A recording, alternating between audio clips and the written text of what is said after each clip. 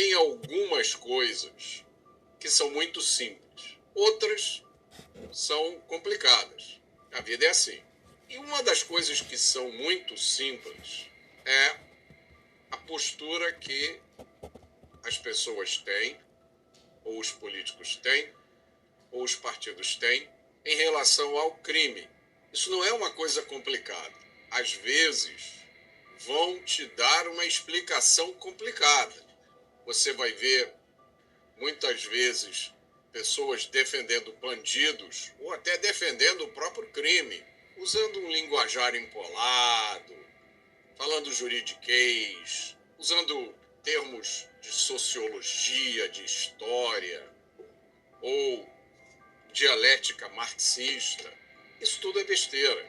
Quando você está diante do crime, o crime é uma violação de direitos, direito à vida, direito à propriedade. Quando você está diante de um crime, você só tem duas atitudes: ou você reprova o crime, ou você é condescendente, ou você acha que aquilo é normal, que é justificado, ou você acha que aquilo é lucrativo. É isso. Muita gente, muitas pessoas, muitos políticos, muitos partidos são a favor do crime. Essa é a verdade. Isso é muito simples. Não tenham dúvida sobre isso. O Brasil só chegou ao ponto em que chegou. Nós vivemos num país onde qualquer um pode ser vítima de um crime violento a qualquer hora, em qualquer lugar. A não ser, é claro, se você for uma grande autoridade da República. Aí você anda de carro blindado, vive cercado de seguranças o tempo inteiro. Aí é outra história. Mas se você for uma pessoa normal, você não está salvo em nenhum lugar. Absolutamente nenhum lugar. Você ou os seus familiares podem ser vítimas de um crime a qualquer momento. O Brasil não chegou nesse estágio à toa. Ele não chegou nesse estado de um dia para o outro. Isso é uma construção de décadas. E eu conto essa história, né? Não queria fazer propaganda agora, mas é inevitável, porque eu conto essa história no meu livro A Construção da Maldade. Esse livro está em oferta na Amazon por R$36.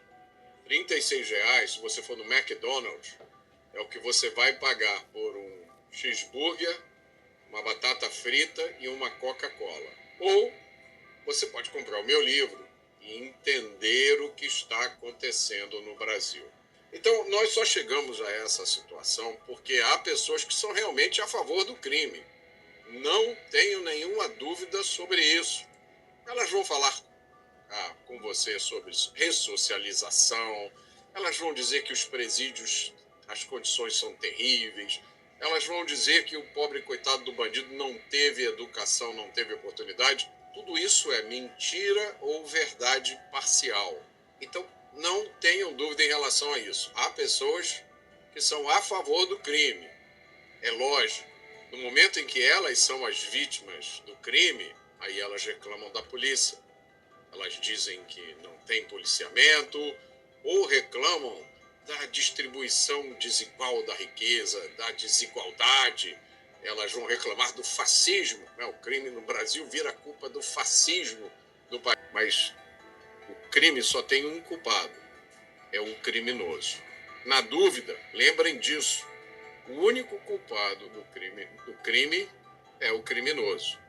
Então, se o sujeito resolve agredir uma mulher ou violentar uma mulher, a distribuição desigual de riqueza não tem nada a ver com isso.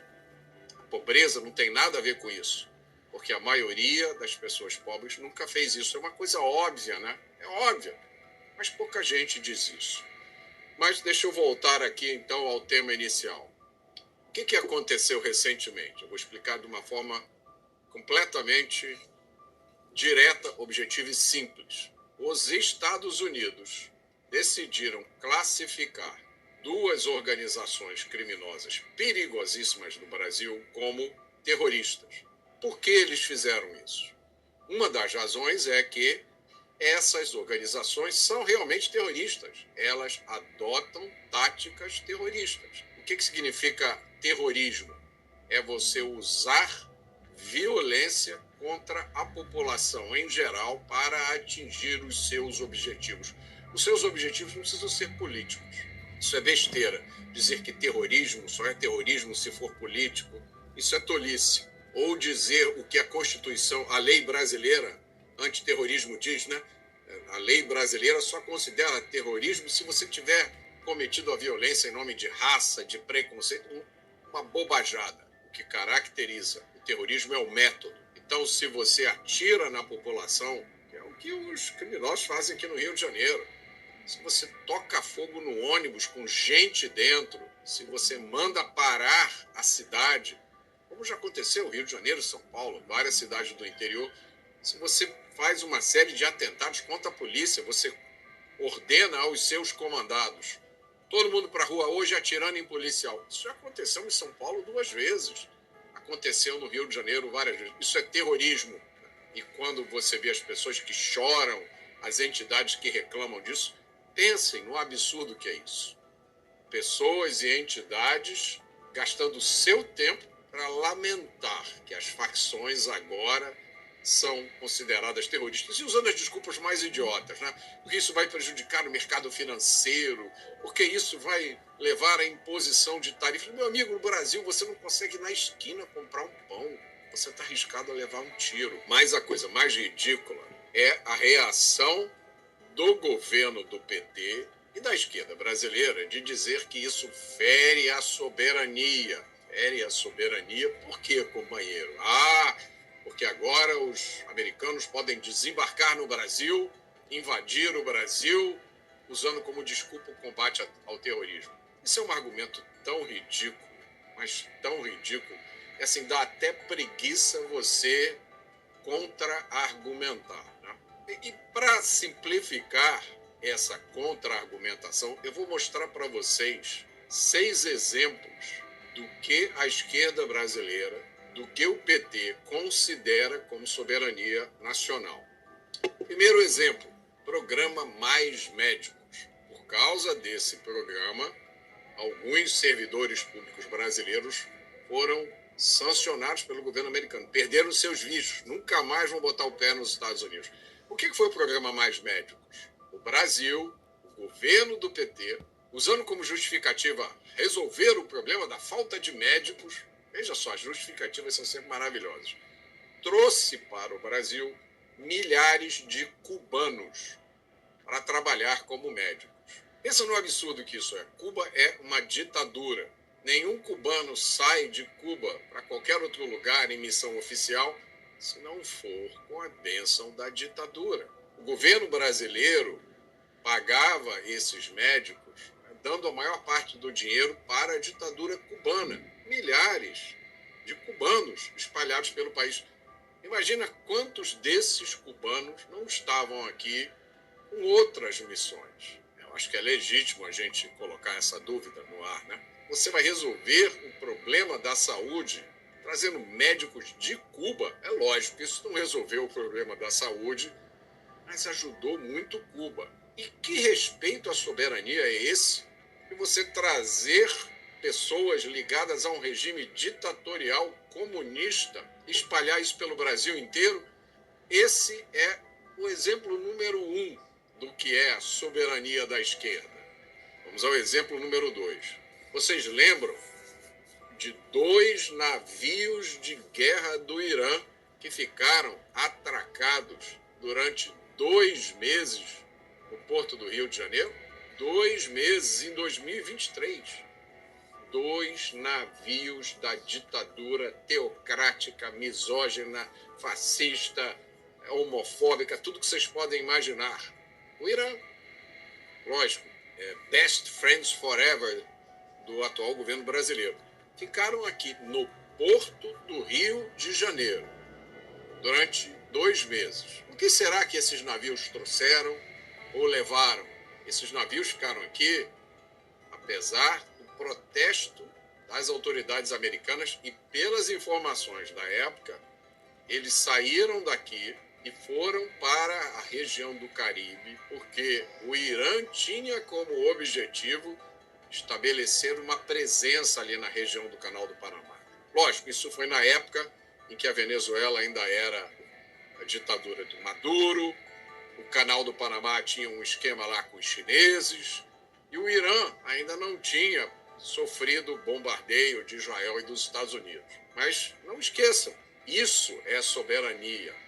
Você permitir que 2 navios de uma ditadura extremista, teocrática, ficassem 2 meses aqui no porto do Rio de Janeiro. Esse é o exemplo número 2 de soberania da esquerda. Vamos ao exemplo número 3. Um avião russo com grande quantidade de equipamento pousando em Brasília. Trouxe o quê? Levou o quê? Ninguém sabe. Esse avião esteve em Brasília no ano passado. Mais um mistério. Ninguém sabe. Agora, esse é o exemplo, mais um exemplo número 3 da soberania. Esse é o conceito de soberania da esquerda brasileira. Vamos ao exemplo número 4. Que tal um acordo de cooperação entre o Partido dos Trabalhadores e o Partido Comunista Chinês? Porque, claro, né? O Partido Comunista Chinês é um partido altamente democrático, promotor da liberdade. Então, por que não fazer um acordo de intercâmbio e cooperação?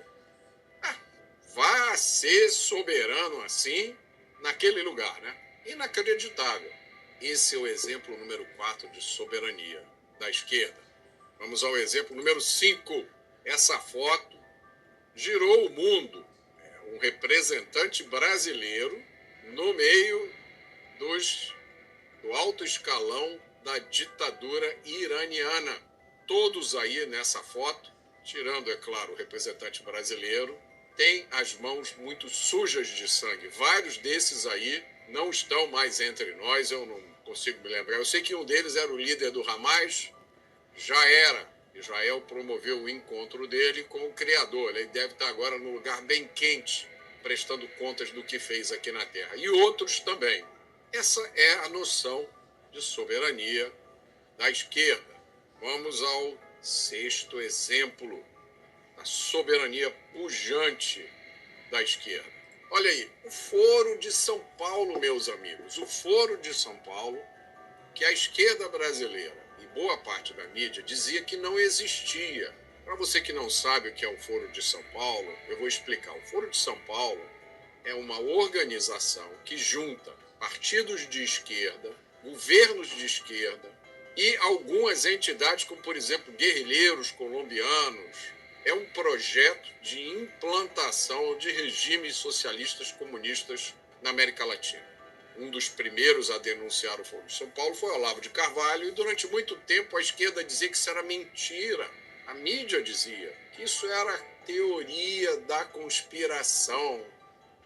Isso é coisa da cabeça desses direitistas. Até que o atual líder do PT faz um discurso na abertura do Foro de São Paulo dizendo que tem orgulho de ser chamado de comunista. Meus amigos, essa é a soberania da esquerda. Olha, se você quer ser comunista, o problema é seu. Agora, você querer ser comunista, dizer que tem orgulho de ser chamado de comunista e dizer que defende a soberania nacional, para o comunista não existe soberania nacional, companheiro. O comunismo é uma doutrina internacionalista. Para o comunismo não existe pátria. Isso é uma das coisas mais básicas para quem estuda essa ideologia nefasta.